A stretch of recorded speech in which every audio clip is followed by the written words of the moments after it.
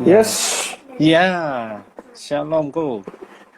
Ya, Ya, shalom. salam kenalku. Mhm. Ya, kita baru pertama kali berjumpa melalui Ya. IG Live ini. Oke. Mhm. Iya, ya. Gimana kabarnya, aku? Ya, kabarnya baik, luar biasa. Thank you udah di. Oh, Iya, sebentar ya. iya, iya. Sebentar. Siap, siap. Ya, bentar ya, bentar. Iya, Setting iya. dulu, setting dulu. Ini Iya. lepas-lepas. Iya, santai aja, nggak apa-apa. Mhm. Gimana kabarnya? Ya, puji Surabaya? Tuhan. Puji Tuhan baik dan semua masih berjalan Hmm. lancar sih. Mhm. Koko posisi di mana?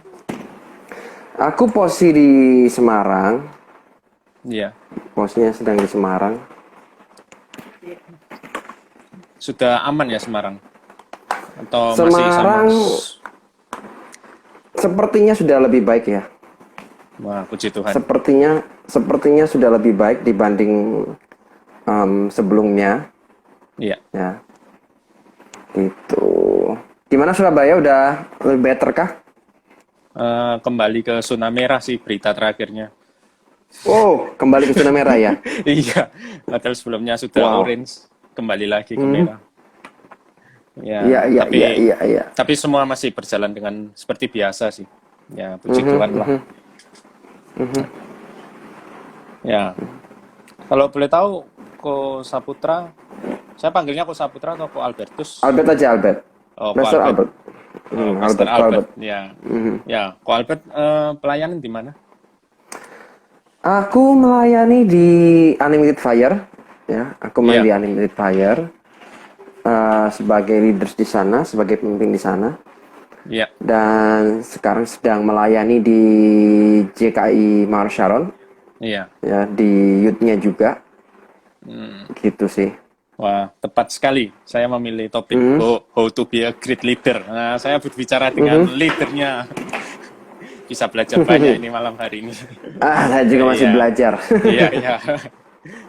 Nah, Unlimited Fire ini apakah sebuah gerakan dari Mhm. JKI atau berdiri sendiri? Ya, jadi Unlimited Fire itu memang awal mulanya memang khusus hanya buat JKI, jadi leader Iya, JKI. Tapi sejak tahun 2016 menjadi sebuah kegerakan interdenominasi karena ketua sinode kami punya pemikiran, punya visi bagaimana kita bisa jadi berkat buat gereja-gereja bahkan buat inti denominasi yang lain. Jadi semenjak tahun 2016 diputuskan bahwa Unlimited Fire merupakan kegerakan dari interdenominasi. Jadi wah, begitu sampai sekarang, sampai sekarang. iya, ya. Yang kemarin Mhm. habis ada acara itu ya, sama Kak Reguel Lewi juga itu. Yes, itu kita Unlimited Fire Next Gen Empowering Class itu merupakan bagian ya kita memberikan sekaligus follow up kita ya. Hmm, Tentang follow up kita. Jadi sekali lagi kita ini nggak hanya sekedar pembuat event, iya. tapi kami emang rindu bagaimana mengempowering generasi itu lebih lebih baik gitu sih. Oh iya ya. Nah, Mhm, mhm, nah ini posisi Ko Albert kan menjadi leader ya. Sudah berapa mhm. lama?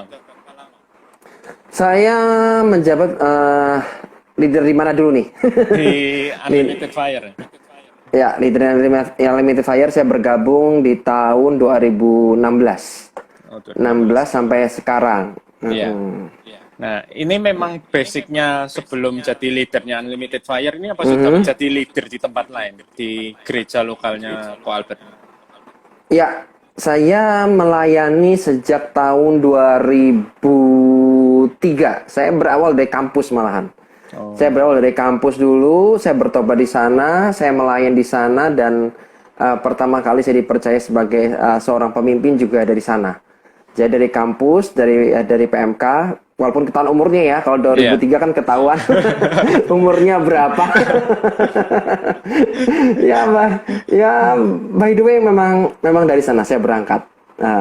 Dari sana berangkat dari kampus, kemudian saya mulai melayani, apa diundang ya, kemudian sampai pada saatnya di gereja lokal, Iya. gitu sih.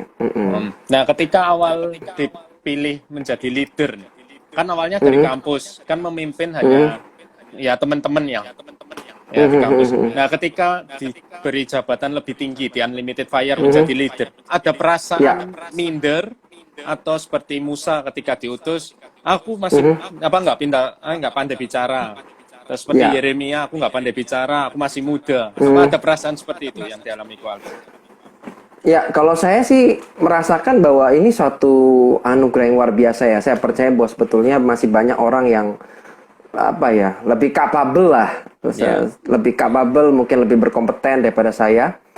Nah, bagi saya ini merupakan sebuah anugerah yang luar biasa bisa melayani sebagai UF leaders. Jadi bagi saya ini anugerah sih. Memang ini sebuah anugerah ya. Memang saya merasakan bahwa ini suatu kehormatan yang luar biasa yang Tuhan percayakan. Karena gini, bagi saya leader itu sekali lagi merupakan kepercayaan dan itu merupakan fungsi. Banyak orang kepingin jadi leader, banyak orang kepingin jadi pemimpin, tapi dia tidak berfungsi. Dan pada akhirnya kebanyakan malah jadi racun organisasi, ya kan? ya, Ya karena nggak bergerak apa-apa. Jadi saya belajar bahwa ketika kita dipercaya, marilah berfungsi gitu loh. Sebagaimana mestinya sebagai leader ya lakukan sebagai leader dan jangan apa ya sekedar wah aku nih pemimpin loh. Enggak lah bagi saya. ya. Kelebihan saya cuman di fungsi aja sih gitu loh. Fungsinya di fungsi aja. Kelebihan saya cuma satu, di fungsi dan Fungsi. otoritinya. Nah, tapi ketika awal itu kan nggak ada rasa minder apapun ya. Kebetulan kalau minder dan yang lain, kalau saya begini sih, setiap kali saya dipercaya ya sama Tuhan. Karena saya ini berangkat sekali lagi dari kampus, kemudian juga di gereja lokal, saya tidak langsung jadi pemimpin. Iya. Saya mulai bentuk dari bawah, dari jemaat biasa gitu ya. Jadi bagi saya ketika mulai Tuhan percayakan, hati saya gentar sih. Ya, yang pertama muncul gentaran, saya berkata bahwa Tuhan ini suatu kepercayaan yang luar biasa ya. Kalau kita dikasih kepercayaan itu bagi saya itu nggak mudah ya. Mungkin bagi orang lain tuh seneng. Iya. Tapi beberapa orang mungkin nggak berkata ini nggak gampang, ini nggak mudah. Justru harusnya membuat saya harus lebih mendekat lagi kepada Tuhan supaya memang tambah ngerti gitu loh Tuhan itu mau bawa saya kemana gitu di situ.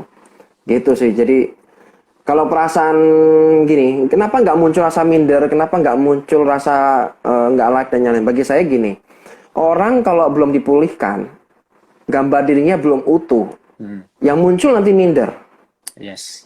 rendah diri. Tapi kalau kita ini sudah dipulihkan, bukan terus kita sok kepedean ya, bukan. Sok kepedean tuh beda dengan orang yang ngerti persis kenapa saya dipilih jadi pemimpin. Itu dulu saya seperti itu, karena dulu saya punya background minder. Iya. Background saya minder abis. Suatu kali saya sering sekali tanya Tuhan, Tuhan kenapa saya yang kau jadikan pemimpin? Tuhan kenapa saya yang kau jadikan pemimpin? Tahukah bahwa terkadang tidak perlu menanyakan mengapa? Iya. Mengapa saya jadi pemimpin? Dan terkadang jawaban kenapanya itu tidak akan pernah terjawab. Justru saya percaya bahwa di dalam kelemahan kita, di dalam kekurangan kita, justru kuasa Tuhan, kemuliaan Tuhan akan dinyatakan. Amin. Yes. Darinya juga di awal saya bukan orang yang capable untuk jadi leader, sama sekali enggak. Ya. Saya enggak, saya cuma belajar setiap kali dipercayakan sesuatu yang saya tahu adalah saya akan kerjakan yang terbaik, saya akan kerjakan dengan excellent, that's it. Saya selalu setiap kali melayani, I do my best. Saya melakukan yang terbaik yang saya bisa kerjakan dan lakukan. Yes. Gitu loh. Bahkan untuk Instagram hari ini misalnya, IG Live dengan bro misalnya. Percaya nggak, tadi pagi saya bangun jam 4, saya menyembah Tuhan, saya juga berdoa buat ini loh. Iya. Seriously. Because I do my best. Yes. Gitu.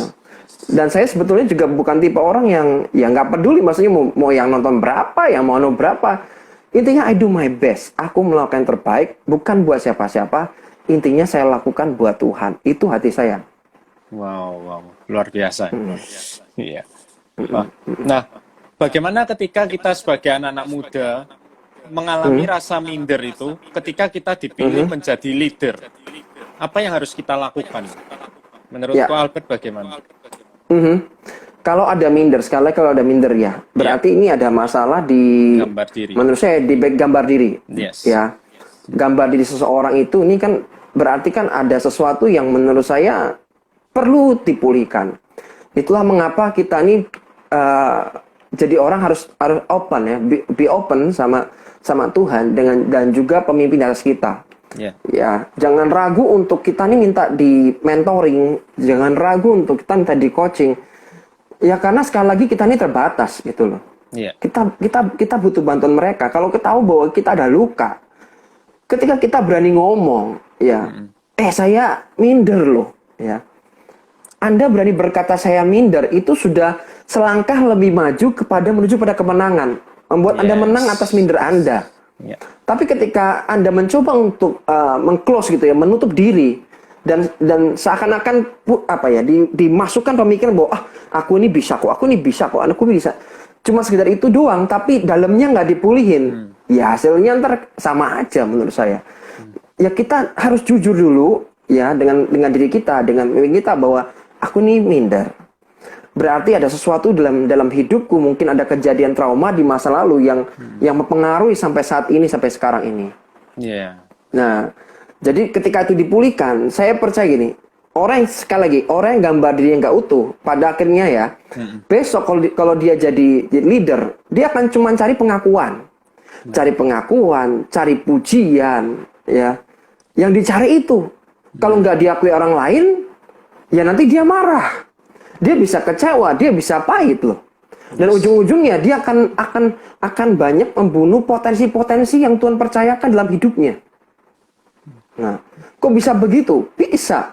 Ya, perhatikanlah orang-orang yang gambar dirinya nggak utuh. Ketika dia dipercaya sesuatu yang besar dan dia belum pulih dan dalam kondisi yang sakit, dilihatlah. Pada waktu dia pemimpin atau jadi pemimpin ya, yang muncul tuh rasa insecure-nya, bukan rasa secure. Iya. Ya kan?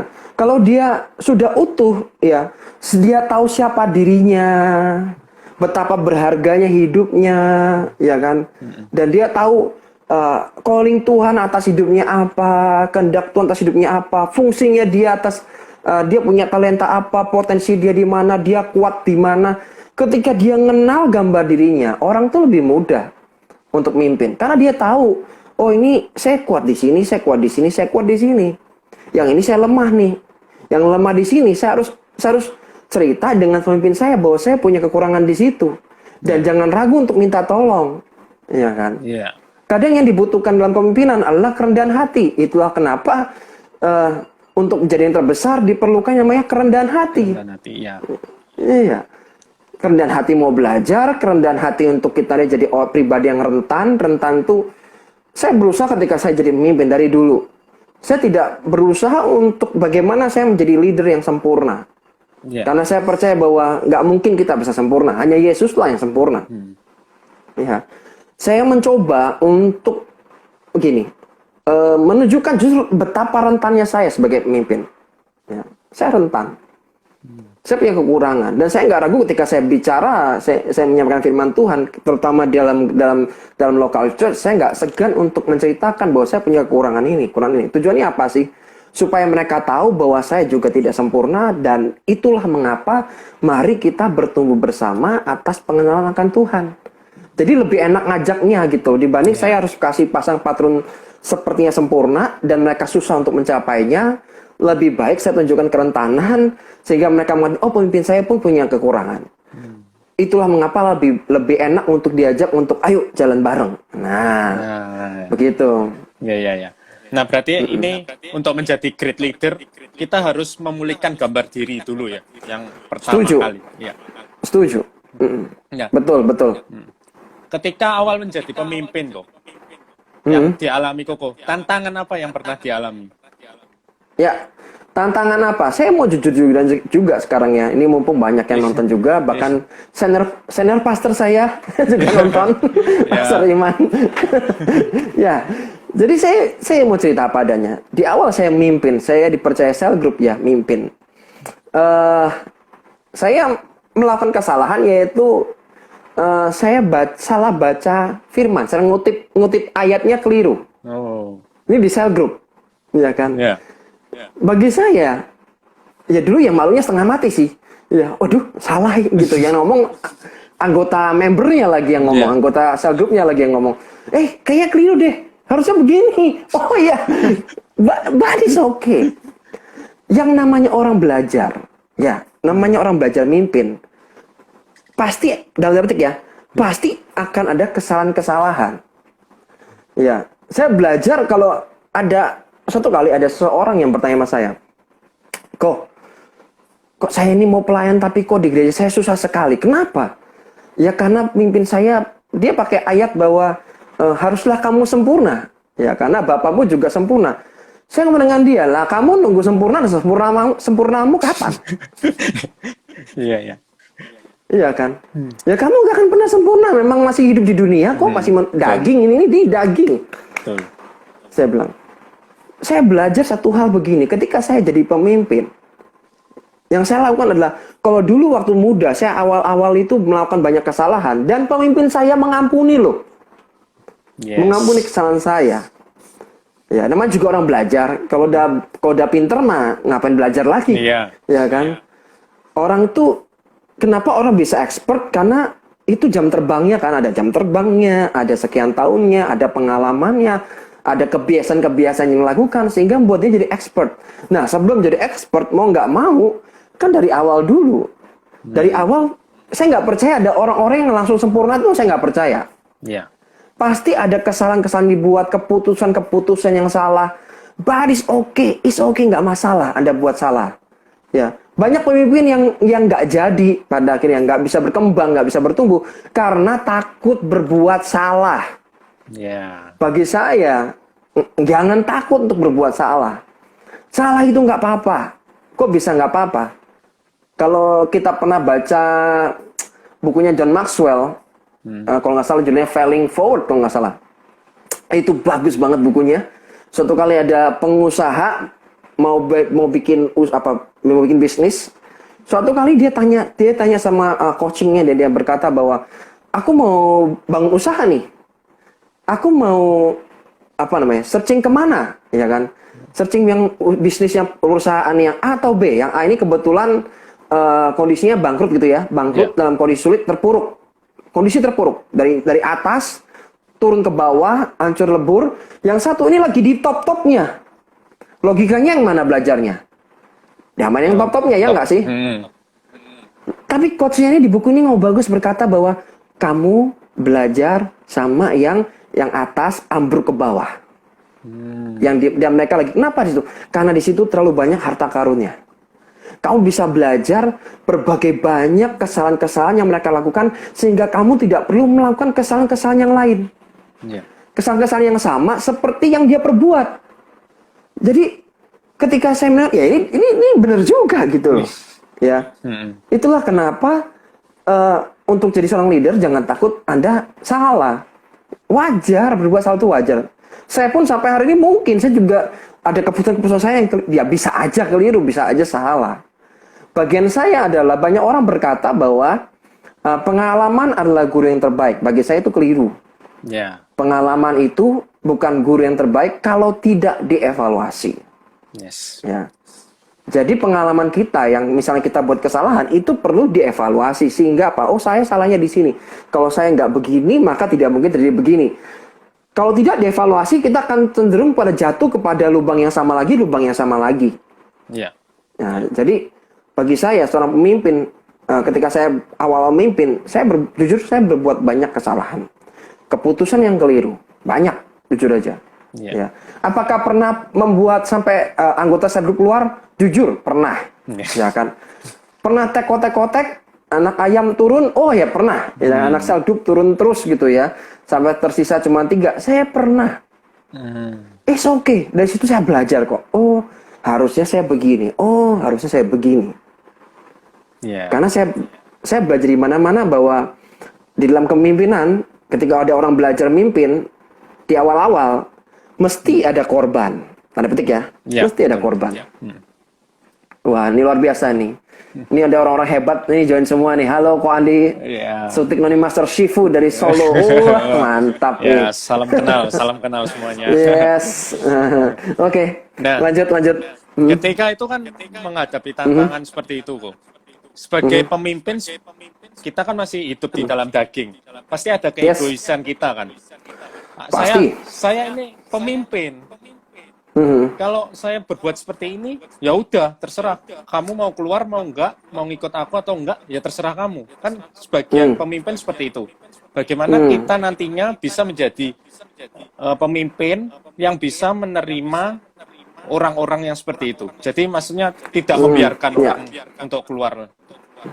Ya, itu yang saya bicarakan bahwa yang di awal itu, bahwa gini, tadi kan saya ngomong, intinya bahwa kita ini, bagaimana kita ini bisa jadi great leaders. Yes. Ingat bahwa dulu saya cerita bahwa dulu saya punya background minder. Artinya gambar diri saya belum pulih, Ya. gambar diri saya belum utuh. Jadi dulu ya saya akan membiarkan begitu. Iya, karena saya belum dewasa. Ngerti ya? Saya belum dewasa waktu masih umur 18 tahun. Ya. Masih belum dewasa, masih jauh. Banyak orang berpikir bahwa kamu kan jadi pemimpin, kamu harus bisa begini. Ya nggak bisa juga. Ya. Nah, kalau usianya masih terlalu muda, masih mentah, itulah kenapa untuk orang muda belajarlah untuk rendah hati. Ya. Belajarlah untuk mau belajar gitu loh. Ya. Sama yang mungkin lebih jam terbangnya lebih tinggi atau lebih senior atau lebih usia di atas dia, pengalamannya lebih di atas dia. Itu kenapa jangan sombong untuk mau belajar. Jangan mengira bahwa saya lebih hebat daripada yang lain. Saya merasa tahu lebih banyak. Enggak perlu begitu. Ya. Saya sekali lagi belajar gini, kenapa saya cerita begini supaya jangan ada pemimpin muda yang mengulangi kesalahan seperti yang saya lakukan. Ya, saya buka itu tujuannya supaya kamu jangan lakukan seperti apa yang saya lakukan dulu. Yes. Kamu kalau misalnya minder ya ini pulih dulu gitu harus, itu lebih enak. Ya. Sambil mimpin boleh nggak? Ya boleh aja. Tapi dalam mentoring, dalam pengawasan. Itu supaya apa sih? Supaya pertumbuhan kita terjaga dengan baik gitu loh. Ya. Tidak menyimpang kiri, menyimpang kanan. Karena kalau kita tidak di mentoring, lebih capek. Ya, lebih capek. Saya dulu ngalamin begitu karena saya waktu itu belum di mentoring. Lebih capek, serius. Jatuh bangun. Itu melelahkan dan itu capek. Makanya kalau saya boleh berpesan, ya kalau di sini ada pemimpin muda, leader muda, ayo milikilah mentor. Tujuannya apa sih? Tujuannya supaya kamu tidak perlu melakukan kesalahan yang harusnya kamu tidak perlu lakukan. Ya. Kamu hemat waktu, kamu akan hemat begitu banyak hal dan kamu cepat melesat. Gitu. Iya. Ya. Berarti menjadi great leader tadi pertama gambar diri harus pulih, yang kedua Pulih. diperlukan mentor juga. Oh, satu lagi aku lupa. Iya. Yang kedua, sudah penuh dengan kasih Bapak. Banyak orang ikut retret gitu ya. Wah, kasih Bapak. Wah, saya sudah selesai ikuti sesi kasih Bapak. Loh, bagi saya kasih Bapak itu perlu tunjukkan. Orang kalau belum pulih, ya belum terima yang namanya pemulihan kasih Bapak. Yang terjadi adalah begini, ya. Yang terjadi adalah nanti ketika kita mimpin, ketika kita melihat member kita di bawah kita akan berkata is okay, nggak masalah. Ya. Tapi ketika dia makin terus naik, mulai mau seimbang dengan kita mulai insecure. Iya. Waduh, nih orang mau mau nyamain aku nih. Nah, dia mulai insecure nih. Begitu mulai sama, dia akan berpikir caranya, kamu nggak boleh ngelebihin aku. Ya. Kamu nggak boleh ngelebihin aku, kamu harus di bawahku. Ya. Jadi, saya belajar. Kalau kita cobalah, saya punya anak juga kan. Mana ada sih, maksudnya, kamu, nama anak saya Shalom. Ya. Shalom, kamu minimal kayak papamu ya? Enggak sih, saya berdoa buat dia bahwa kamu harus lebih hebat daripada saya, kamu harus hidupmu lebih dahsyat dari saya. Itu bapak itu punya hati begitu. Ya. Ya. Mana ada sih, saya nggak meremehkan suatu profesi ya. Ya, menurut saya profesi itu mulia semua, tidak ada yang tidak mulia, semuanya mulia. Saya ini izinkan saya berikan contoh. Misalkan, ya, saya pernah bekerja di satu sekolah dan satunya adalah orang tuanya bekerja sebagai tukang parkir. Orang bayangkan, ibu tukang parkir aja menginginkan anaknya jangan sampai kayak dia. Yes. Ya kan? Betul. Kalau perlu kamu pendidikannya lebih tinggi daripada saya, ya kan? Dan hidupmu harus lebih layak daripada saya. Dan itu dibuktikan anaknya berhasil, hidupnya lebih. Sama ketika kita mimpin, harusnya ketika melihat orang-orang yang kita pimpin, mereka lebih terkenal, lebih dahsyat dipakai Tuhan, harusnya kita makin puas gitu loh. Yeah. Kita makin support dia. Wih, luar biasa orang yang gue pimpin, hidupnya makin dahsyat dipakai Tuhan, jadi berkat. Harusnya disupport orang begitu, bukan malah dibunuh. Maka aku bilang di awal, gambar diri harus penuh, harus utuh, kemudian miliki mentor, terus pemulihan kasih bapaknya harus ada. Iya, karena dikasih bapak itulah kita nih berperan sebagai orang tua.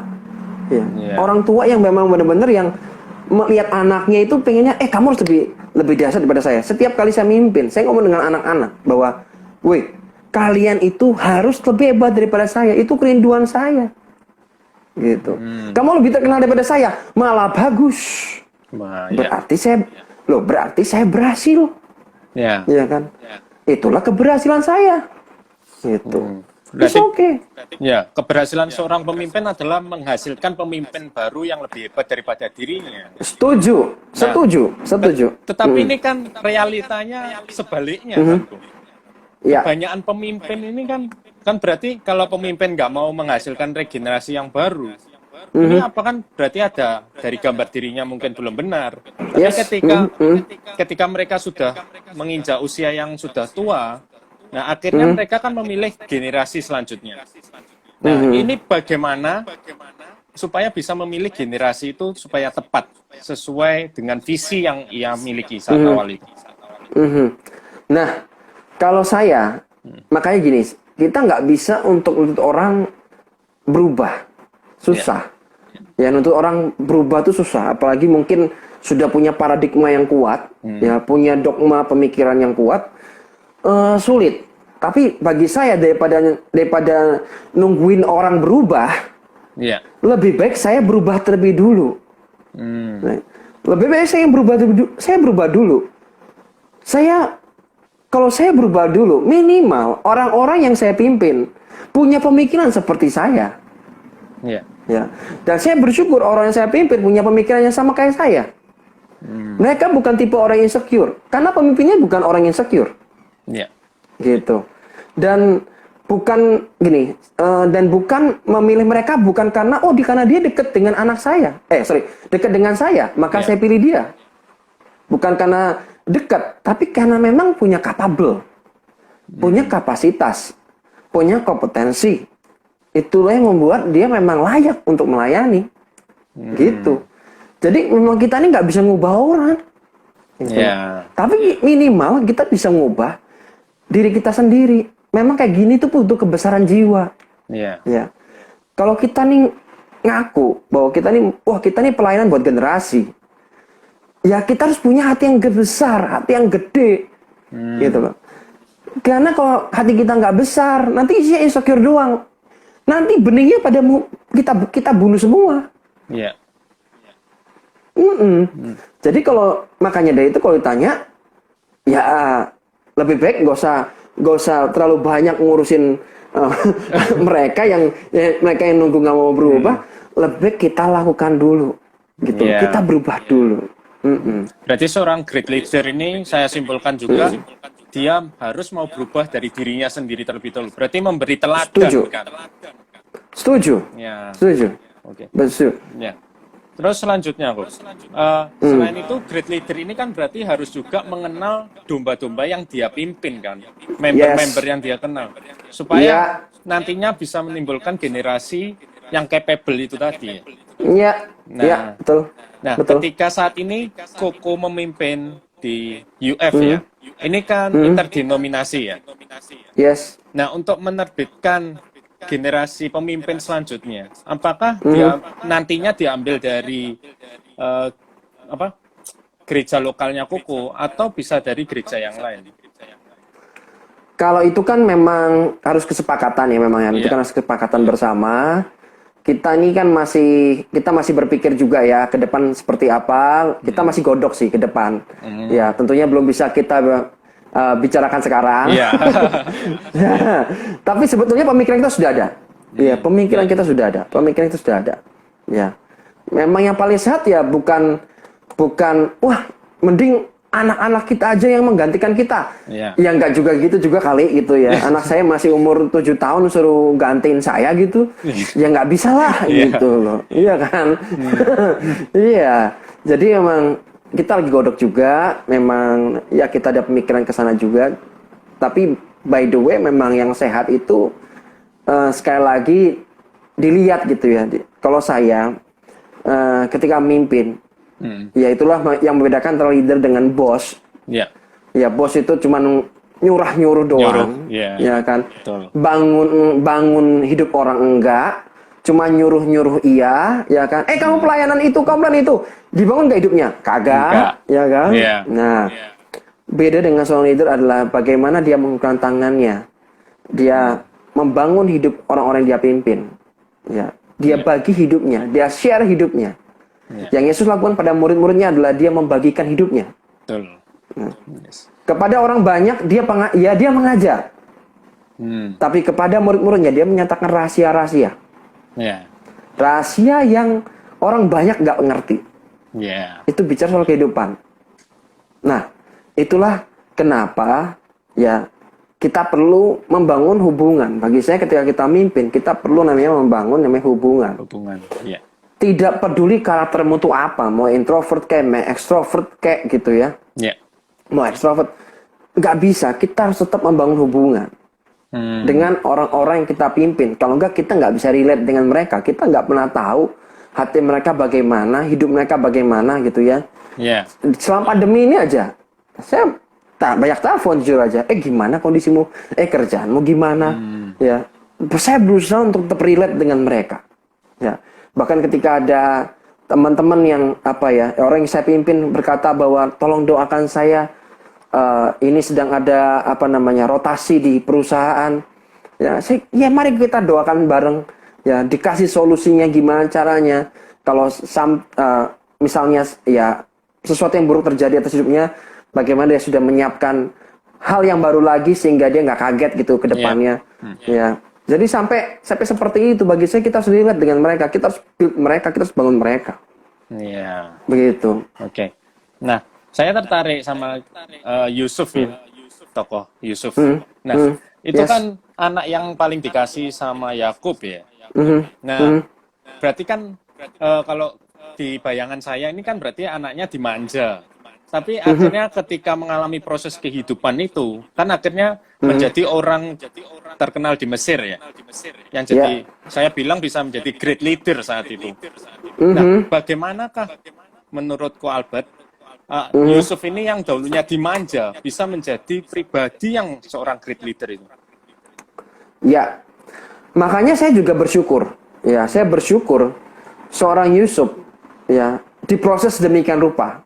Yeah. Ketika dia dapat mimpi, nggak langsung tuh jadi leader. Saya bersyukur dengan itu. Yeah. Bisa dibayangkan kalau dia tiba-tiba jadi pemimpin. Besar loh. Mau jadi apa dengan orang-orang yang dia pimpin? Yeah. Saya nggak bisa membayangkan itu. Tapi saya melihat Yusuf memang kisah yang menarik untuk kita bahas. Untuk bahas tentang yang namanya leadership. Yes. Ya. Dalam kepemimpinan, semuanya butuh proses. Yang namanya proses, nggak ada yang enak. Nggak ada yang nyaman, ya. Jadi kalau minta diproses tapi yang enak, mohon maaf, nggak ada. Ya diproses tuh enak. No, nggak ada yang enak. Sama sekali nggak nyaman. Saya pun ngalami hal itu, ya berkali-kali ngalami penyakit yang aneh-aneh gitu ya. Penyakit yang aneh-aneh, sembuh juga dengan mujizat, dengan luar biasa. Ya belum lagi di proses-proses yang lain, ya. Korban banyak hal. Tapi saya bersyukur saya melewati hal-hal seperti itu. saya pernah ditusuk dari belakang berkali-kali dengan orang yang saya percayai, bahkan dengan pemimpin saya gitu ya. Saya bersyukur. Ya, bersyukurnya gimana? Karena saya tahu tuh sakit, ditusuk di belakang itu kan sakit ya. Betul. Saya bisa aja kalau saya nggak sembuh, saya kan bisa aja jadi orang yang apa ya, yang nggak bisa percaya sama orang lain. Tapi karena saya sembuh, walaupun saya disakiti, saya tetap bisa mau belajar, mau percaya sama orang. Dengan tidak menutup pintu, tapi harus belajar untuk lebih cerdik aja.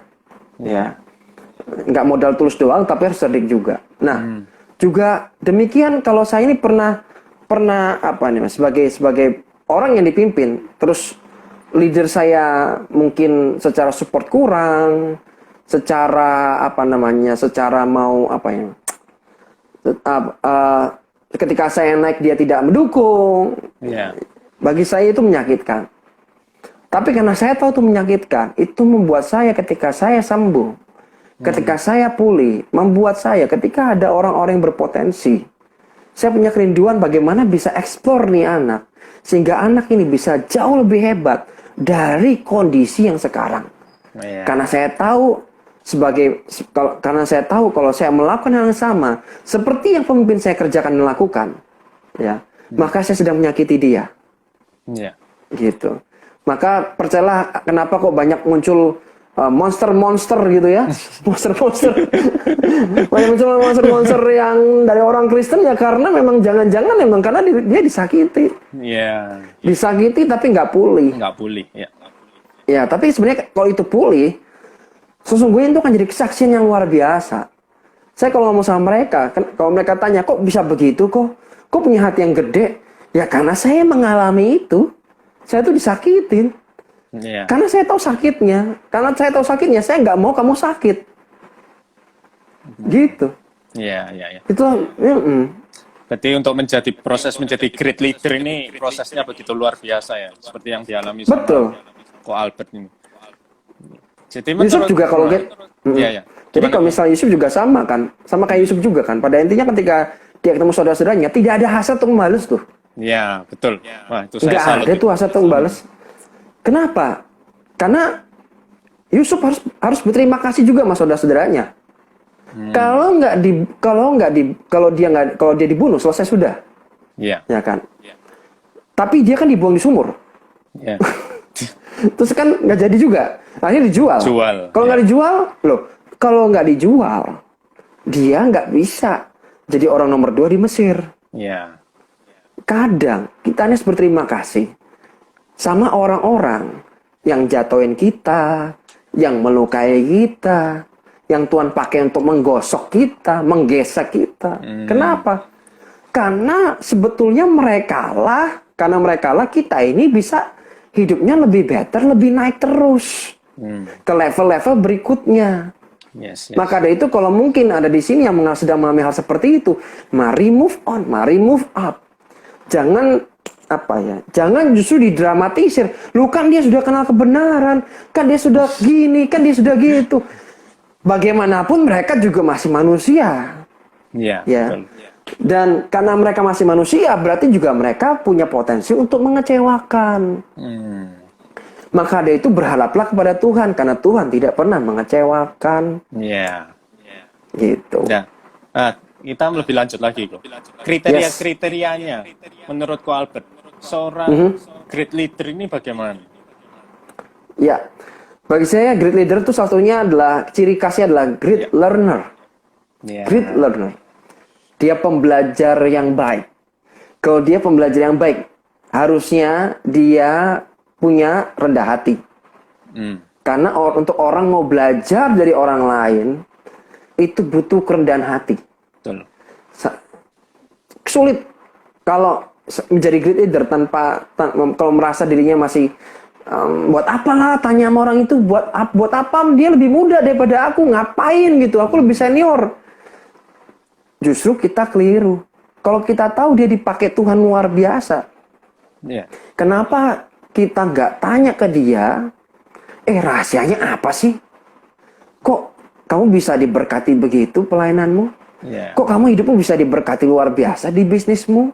kok kamu bisa diberkati luar biasa di studimu, nggak usah iri gitu loh. Iya. Jadi menurut saya great leader itu sama dengan great learner, dia pembelajar yang baik.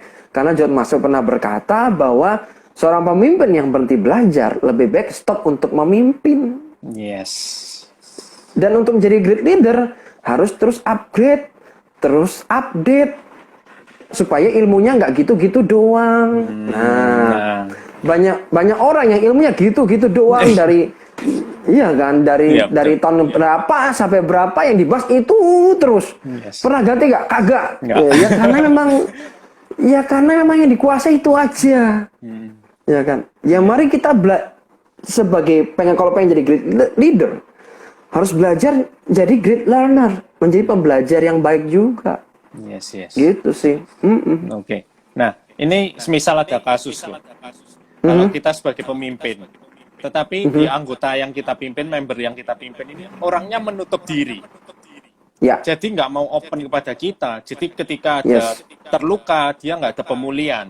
Jadi gambar dirinya belum dapat disempurnakan. Ya. Nah, Ya. tindakan Koko sebagai leader yang harus kita lakukan terhadap member yang menutup diri? Ya. Ini yang saya biasa lakukan kepada orang-orang yang saya pimpin dan dia menutup diri ya. Iya. Kalau yang saya kerjakan biasanya tak ajak makan keluar, tak ajak pergi makan, tak ajak ngopi, ya kan? Contoh lah, satu kali lah, ada seorang anak lah yang saya pimpin. Iya. Ya, terus ya dia delalah kebetulan lagi pas main kantor. Saya tanya, udah makan belum? Belum. Yuk makan yuk. Makan. Yang gak usah mahal-mahal, mungkin Anda dompetnya terbatas, ya kan? Ya, terkadang tidak harus yang mahal-mahal. Saya jajanin dia di depan kantor ada mie ayam, ya kan? Mie ayam gerobak biru. Ajak makan di sana. Ya serius. Dan dia berkata bahwa ya ampun kok aku nih. Akhirnya dia open hidupnya bagaimana, dia mantan bandar, dia mantan pernah tidur di terminal lah, apalah. Yang mungkin kalau dia di tempat yang besar dia belum tentu dia berani open. Iya. Gitu loh. Ya berarti tapi dengan pendekatan ya, adanya pendekatan betul, personal ya. Jelas. Orang yang seperti itu sebetulnya butuhnya personal. Dia nggak bisa diajak ngomong di depan orang banyak, susah. Mau nggak mau harus bangun jembatan, bangun hubungan sama dia. Kalau dia sudah nyaman, dia pasti cerita kok. Intinya sih di situ sih. Rata-rata begitu. Jadi buat hubungan personal yang akhirnya membuat nyaman itu ya, biar akhirnya dari tertutup menjadi terbuka. Betul. Nyaman tuh kenapa coba? Kenapa bisa nyaman? Karena ada trust. Ya. Orang nggak bisa cerita, apalagi hal-hal yang sifatnya pribadi, kalau belum ada trust dia nggak bisa. Betul. Nah, yang kita kerjakan sebagai pemimpin adalah kita ini harus membangun trust. Yeah. Jadi kalau mereka ngomong, ini sorry nih, aku ngomong apa adanya. Karena banyak pemimpin juga ember, kayak ember pecah. Bocor. Diisi airnya bocor, mending bocor gitu ya, pecah karena biar kemana, jadi airnya kemana-mana gitu, jadi semua orang tahu ya. Ya itu yang mengapa banyak orang pada malas cerita dengan leader begitu. Oh, jangan-jangan tuh jadi bahan khotbah dan yang lain gitu ya. Ya masalahnya bisa dipercaya nggak sih gitu loh, menanggap ya. Betul. Bisa dipercaya nggak gitu loh. Trust bisa trust.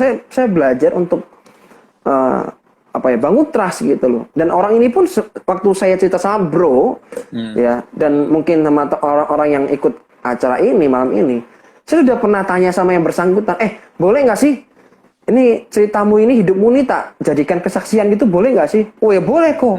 Nah, saya pun cerita begini, saya izin loh. Iya. Saya tuh izin. Ya, saya izin. Karena orangnya juga oke-oke aja, ya nggak masalah. Nah, tapi kan banyak orang kan belum diminta izin udah diceritain duluan. Ya, betul. Nah, itu dia. Makanya please don't do that. Please jangan lakukan itu, gitu loh. Kalau kita dipercaya orang, apalagi dia cerita hidupnya, janganlah dibocorin gitu ya. Yuk disimpan, keep secret dengan baik, jaga rahasia dengan baik. Ya. Iya. Jadi menurut saya itu sih, itu harus dijaga betul. Yes. Bangun trust. Nah, ketika Koko menjadi leader nih, apa yang Koko ambil pertama kali? Impact atau follower? Impact atau follower? Iya. Bagi saya sih gini ya. Kalau gini, bagi saya follower itu atau impact itu merupakan sebuah akibat. Jadi bagi saya poinnya di situ. Yes. Follower, impact. Terus kan banyak, satu kali ada anak muda berkata bahwa begini, kok aku pengen kayak Ko Albert, gimana? Bisa khotbah di sana sini.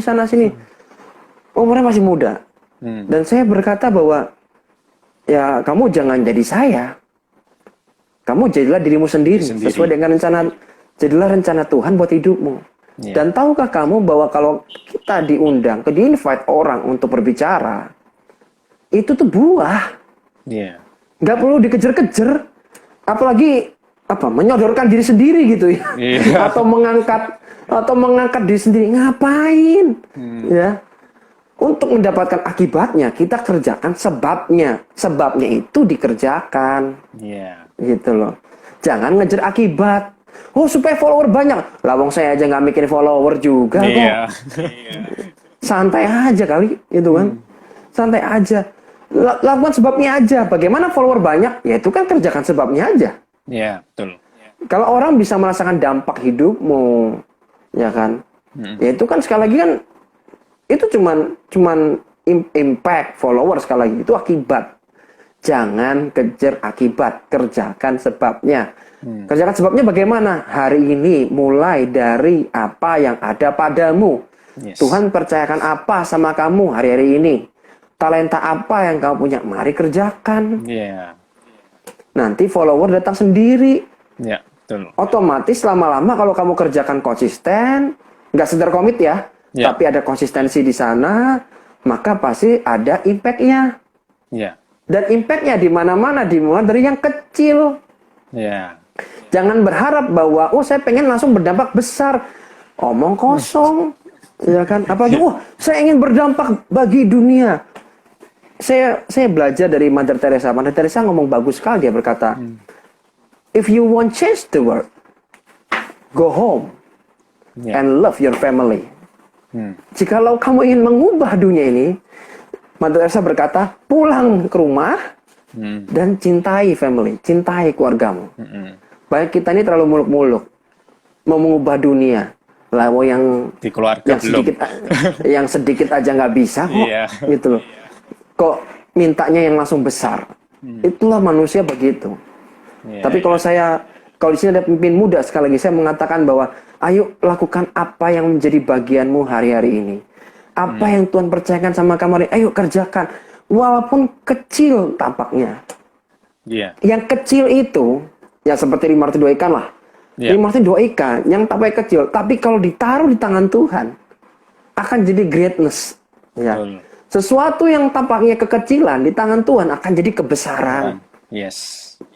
Nah, makanya hari ini, saya ingin mengajak para pemimpin muda untuk fokus dengan apa yang ada padamu dan mulai kerjakan. Dan anak muda biasanya musuhnya adalah konsistensi. Ya, itu paling sulit. Enggak konsisten. Itu dia, hari ini saya mau ngajak bahwa semuanya itu sekali lagi ada hukum tabur tua ya. Kamu setia dalam perkara kecil, dalam tanggung jawab yang kecil, maka kamu akan diberikan tanggung jawab yang lebih besar, perkara yang besar. Itu selalu mainnya begitu sama Tuhan. Kamu nggak bisa aku pengen yang besar langsung. Mohon maaf, nggak ada rumus begitu. Gitu loh. Rumusnya harus memang dari bawah. Kalau saya langsung di atas bagaimana? Bisa nggak? Ya bisa. Bisanya kayak siapa? Bisa kayak Saul. Saul adalah raja yang sebetulnya gambar dirinya belum pulih. Ya, tiba-tiba diangkat. Dan tiba-tiba diangkat, cukup melihat Daud lagi dipuji-puji sama para wanita. Muncul irinya, envy-nya muncul. Dan ketika irinya muncul, dikatakan dia pengen bunuh loh. Dia pengen bunuh. Dan pada akhirnya apa? Jatuh nggak? Jatuh. Kalau kamu cepat melesat, kamu pasti cepat jatuhnya. Ya. Kalau nggak percaya, coba dibuktiin. Ya kan? Saya sudah terlalu banyak melihat di mana-mana orang yang terlalu cepat nanjaknya, terlalu cepat, langsung di atas. Lihatlah, mesti jatuh. Ya. Dia tidak akan tahan lama. Kenapa aku nggak tahan lama? Karena pondasinya nggak kuat. Betul. Untuk leadership, Anda harus yang pertama adalah Anda harus membangun pondasinya dulu. Pondasimu harus kuat.